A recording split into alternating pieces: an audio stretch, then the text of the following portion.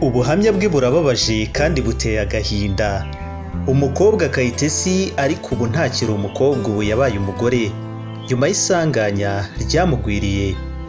Kayitesi w'imyaka 19 atuye mu karere ka Nyanza, avuga ko ababazwa bikomeye no kuba yaremeye kuryamana n'umusore bakundanaga, kuko ngo yari yamubwiye ko namwangira ahita apfa ubuzima bwe bukarangirira aho. Iyi nkuru tuyikesha ikinyamakuru Kigali Today. Uyu mwari twahaye izina rya Kayitesi kubwo kwanga kumutangaza mu itangazamakuru, avuga ko icyo gihe yemera kuryamana n'umukunzi we yahise amutera inda afite imyaka 16 yonyine, mu gihe uwo musore we yari afite imyaka 21. Ubwo twaganiraga na Kayitesi yatubwiye ko ahorana kwicuza gukomeye, kuko nubwo yagiriye impuhwe uwahoze ari umukunzi we bari bamaranye amezi 6 bakundana, ngo yabitewe nuko yamubeshye ko nibataryamana bimuviramo urupfu.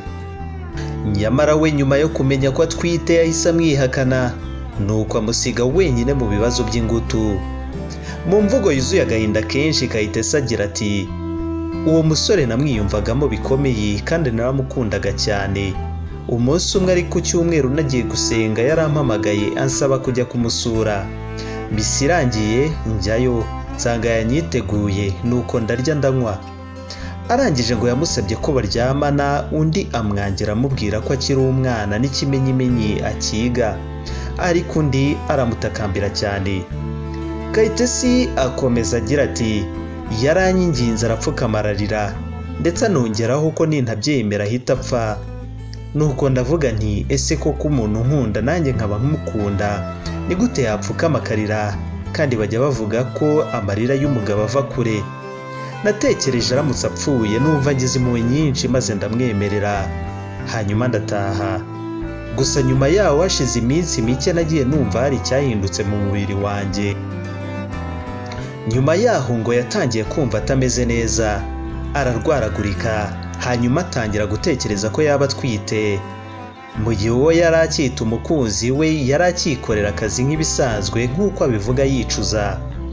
Kayitesi yakomeje agira ati, naramuhamagaye ndamubwira nti, ese ko numva nsa n'utwite, ko ibintu bavuga byose ku mugore utwite numva mbifite?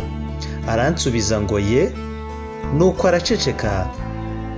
Kayitesi yarikomeje akora ibizamini, abonye ko iwabo batangiye gukeka ko yaba atwite, nyamara atinya nyina cyane, yigira inama yo kujya kwa nyina wabo yiyumvagamo. Agezeyo nawe ntiyamubwiye ikibazo afite, akeka ko yazacikwa akabibwira nyina, nyamara kandi nyina yari yarababwiye ko umukobwa uzatwitira mu rugo azamwirukana mu rugo rwe. Naho Kayitesi yarakomezaga agacishamo akabaza wa musore ati, ese bimeze bite ko ntwite ukaba ntacyo mbwira, kandi ukaba utakimvugisha nk'uko wamvugishaga mbere? Ibyo twakoze urabizi kandi ni wowe wabinshoyemo, njye ntabyo nashakaga gukora, byose nabikoraga ku bwawe. Ubu ko kuranziza iki? Kubera iki utanyumva? Nyamara umusore we agahitamo kumwihorera, ahubwo akajya amubwira ngo ntakamuteshe umutwe. Nyuma yaho nyina wabo ngo yaje kumubwira ngo bajyane ku Isange One Stop Center. Iki ni ikigo cyita ku bafite ibibazo by'imyororokere, cyane cyane abahohotewe, kuko bari babatumiye. Ageze yabonye nyina, ubwoba buramwica, atangira gutekereza ko ntacyo ari buvuga mwumva. Mu magambo ye Kayitesi yagize ati, mu Isange baranyingingaga ngo nimbabwire uko byagenze ntacyo bantwara. Nibutse ukuntu yambwiraga ngo sinkamutesha umutwe, mpita ngira umujinya, byose ndabivuga. Nyuma yaho umusore yarakurikiranywe kugeza amagingo yarafunze. Ikibabaza Kayitesi kikamushengura umutima ni ukuntu yaguye mu mutego wo kubeshywa akabyemera, bakaba yaramenye ko kumubwira ko amwangiye yapfa yari amaco yo kugira ngo amwemerere ibyo yashakaga gukora, kuko iyo akomera ku cyemezo cye akamuhakanira ntacyo yari kuba. Mu ngaruka gutwita imburagihe byamuteye harimo kuba asigaye yumva yaranze ishuri, akaba anabayeho mu buzima bubi atifuzaga kubamo, kuko we n'umwana we ngo ntabwo bambara cyangwa ngo barye uko babyifuza.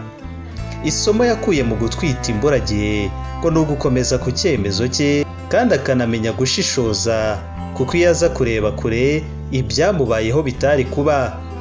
Ikindi ahora azirikana ni ukumvira inama z'ababyeyi, anasaba abangavu batarahura n'ibibazo nk'ibyo yahuye nabyo gufata izi ngamba hakiri kare. Naho ku bijyanye n'igihe kizaza, arateganya kuzakora uko ashoboye agakundisha umwana w'ishuri, kandi akazamurinda kuba yahemukira umukobwa nk'uko se yabimugenjereje.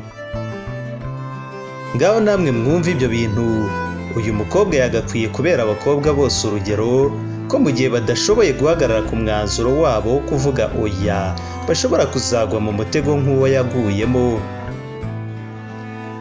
Aha cyakoze abasore barategura koko mugani wa ba bandi ngo natamwemerera arahita apfa. Aha, iyi nkuru yakababereye isomo. Ngayo nguko wibuke gukanda subscribe dufashe kuzamuka no gutera imbere mu byo dukora. Murakoze, tuzasubira ubutaha. Njye nk'ibisanzwe ndi Fabrice Murinzi, hano kuri Marayika Murinzi. Turabakunda cyane. Kora subscribe. Ciao, shalom, Imana ibahe umugisha.